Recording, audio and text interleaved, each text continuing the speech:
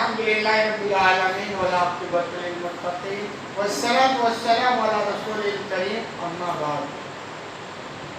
बातें इसी बात के ताल्लुक से कि जुल्म के पर गवाही देना हो तो नहीं गवाही देनी चाहिए, गवाह नहीं बनना चाहिए।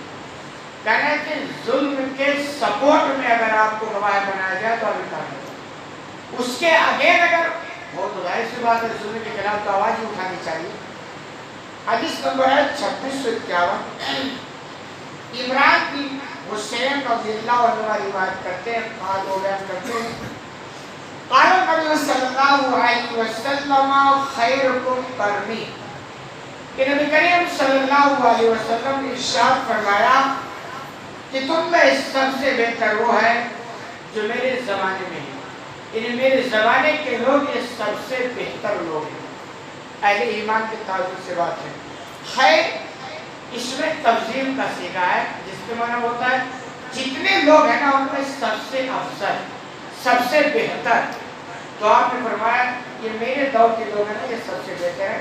इशारा है सहाबी किराम रिज़वानुल्लाहि ताला अलैहिम अजमईन की तरफ।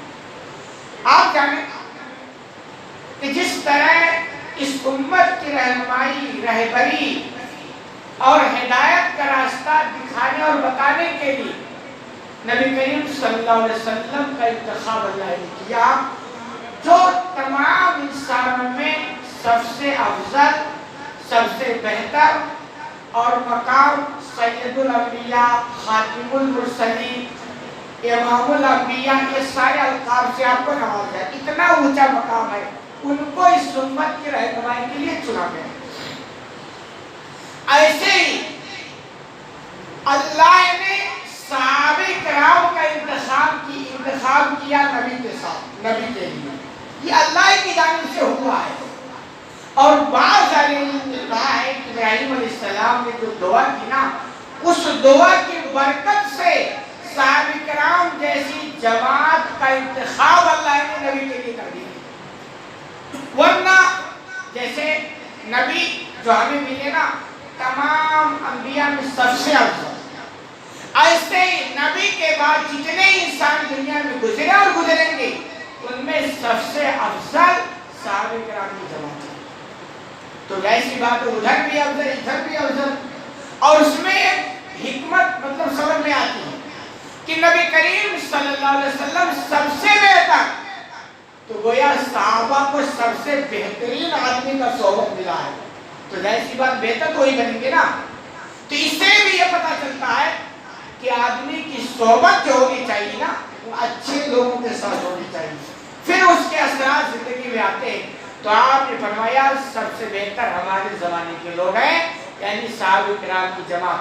सहाबी कहा जाता है जिन्होंने ईमान की हालत में नबी से मुलाकात की और ईमान ही पर खात्मा हो गया, उनको सहाबी कहा जाता है।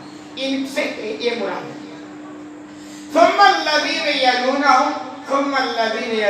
फिर आगे आपने फरमाया फिर वो लोग बेहतर हैं जो इनसे मिले हुए होंगे, यानी ताबईन की जमात को कहा जाता है, जिन्होंने ईमान की हालत में सहाबा से मुलाकात की और ईमान ही पर उनका खात्मा हो गया, उनको ताबईन कहा जाता है।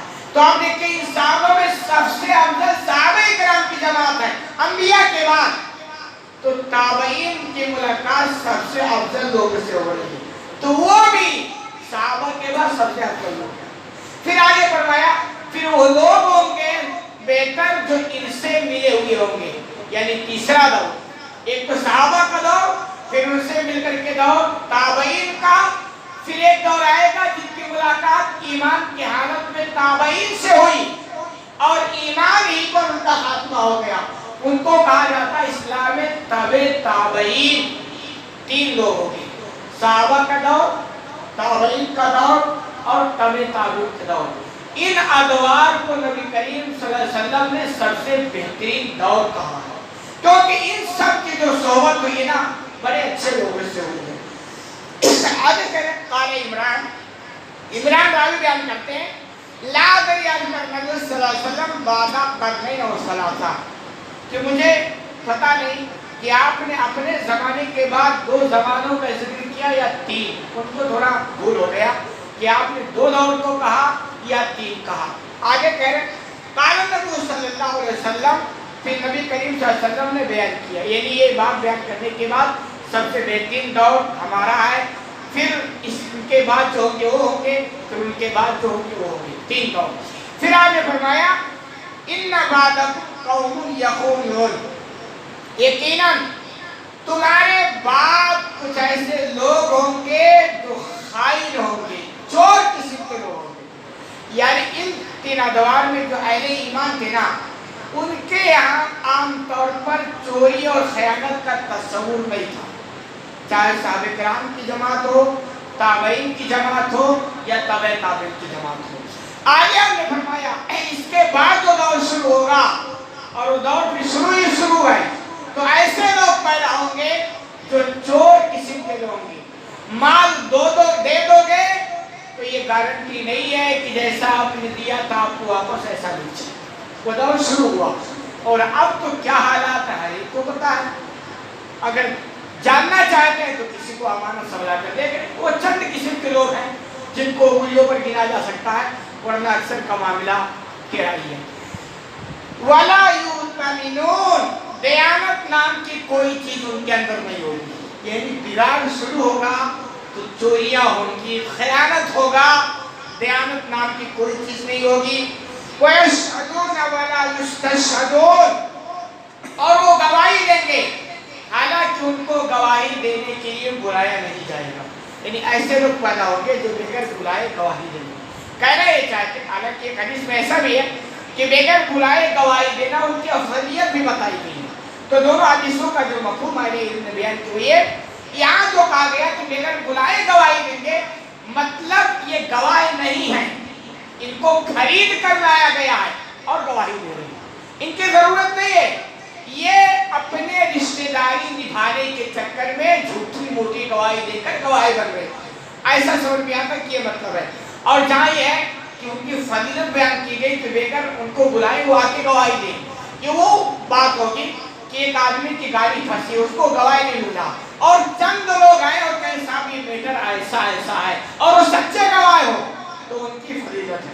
تو کہا کہ وہ گواہی کے لیے ان کو بلایا نہیں جائے گا اور وہ گواہی دینے کے لیے چلے آئے گے. اور آپ دیکھا ایسے ہی ہو رہا ہے نا، 2 بھائیوں کا جھگڑا ہوتا ہے، گواہ وہ بن کے آتا ہے جس کو میٹر کا آتا پتا نہیں، یہ بنا بلائے تو آگے نا ہے ہی نہیں گواہ، زبردستی گواہ بن کے آ گئے. یہ گڑبڑ ہو رہا ہے. آگے آپ نے کہا وَيَنْذِرُونَ وَلَا يَفُونَ، ایسے لوگ پیدا ہوں گے جو نظر مانیں گے لیکن اس کو پورا نہیں کریں گے. گاڑی پھنستی ہے نا تو نظر مانتے ہیں نا کہ ہماری مائنس پھنسی ہوئی ہے، نہیں چل رہی ہے. چالو ہو گئی نا تو 2 لاکھ روپے کی رسید مدرسے میں یا فلاں غریبوں میں تقسیم کر دیں گے یا مسجد کا کام کروا دیں گے. اور جیسے کام ہوا تو کام اور پیسے سب پتہ نہیں کہاں چلے جاتے اور نظر پڑی کی پڑی رہ جاتی. تو آپ نے فرمایا ایسے لوگ جنم لیں گے جو گاڑی پھنسے گی تو نظریں تو بڑی لمبی چوڑی مانیں گے مگر اس کو پورا نہیں کریں گے. وَيَذَرُ فِيهِمُ السَّمَنَ، اور ان میں موٹاپا ظاہر ہوگا. خوب اچھے سے سمجھ میں، موٹاپا یہ کوئی اچھی چیز نہیں. تو ہر آدمی جو موٹا ہے اس کا مطلب نہیں کہ وہ گڑبڑ ہے. موٹاپا کا مطلب ایک تو ہوتا ہے آدمی کی صحت تندرستی کا الگ بیٹر ہے. ایک موٹا ہوتا مطلب عجیب قسم کی اس کی باڈی بن گئی ہے، تو اتنی لمبی چوڑی ہے کہ سجدہ کرتا تو پیشانی بعد میں تو پہلے ٹچ ہو جاتی. تو ایک عجیب شکل کی صورت بہت سارے انسان گھومتے ہیں. تو یہ چیزیں اچھی نہیں ہیں، اس پہ کنٹرول کرنا چاہیے. لیکن یہاں جو کہنا چاہتے ہیں کہ وہ آدمی ایسے لوگ جو پیدا ہوں گے جو چوریاں کریں گے، خیانت کریں گے، نظر مانیں گے پوری نہیں کریں گے، جھوٹی موٹی گواہی دیں گے، تو گویا ان کے اندر حرام ہی حرام آ رہا ہے. اور جب حرام کی ان کی پرورش ہوگی کہ یہ بات ضرور ہے کہ یعنی ایک چانسز ہے کہ ان کی باڈی، ان کی جسم کی جو صورت اور شکل بنے گی نا وہ بڑی عجیب ہے. تو وہ اشارہ ہے کہ موٹاپا یعنی جو ایسی کمیاں جن کے اندر ہوں گی ان کی بیماری لگی کہ ان کے اندر موٹاپا ظاہر ہو جائے گا. اللہ رب العالمین سے دعا ہے کہ العالمین کو کہنے سنے زیادہ عمل کرنے کی توفیق عطا فرما.